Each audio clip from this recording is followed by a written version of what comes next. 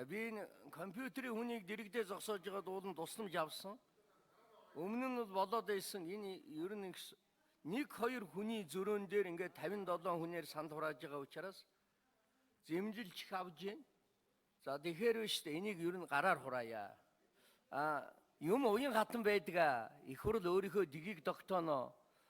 Улсын их хурл чуулганыхаа хуралдаан дээр гараар хураасны төлөө гараар эсвэл захимаар гэд угаасаа дгийн хуулинд байж байна. Захимаар хураах гэд болохгүй л гараар хураах юмдаа шилжиж шít.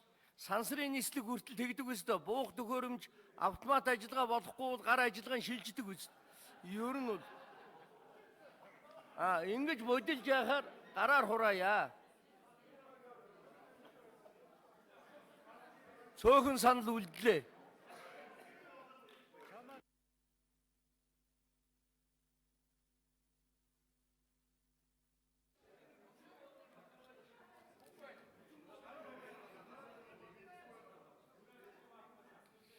Дундаж онцон дарга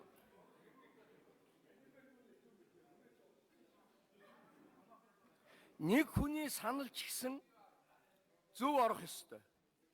Үнэхээр одоо дэмжиж ингээд дараад байхад болохгүй байгаа тохиолдолд бол хүчингүй болгохоос өөр арга алга. Зурагтаар муухай харагдах уу, коноп нь болохгүй байх, гүчнэн тагтлаа гэдэг тэр юмнаас аягаад хууль зөрчиж болохгүй. Тийм учраас хүн болгоны санал зөв л гарах ёстой. Хамгийн гол зарчим тэр. Тийм учраас би энэ саналыг хүчингүй санд хураалт явуулахыг хүсэж байна.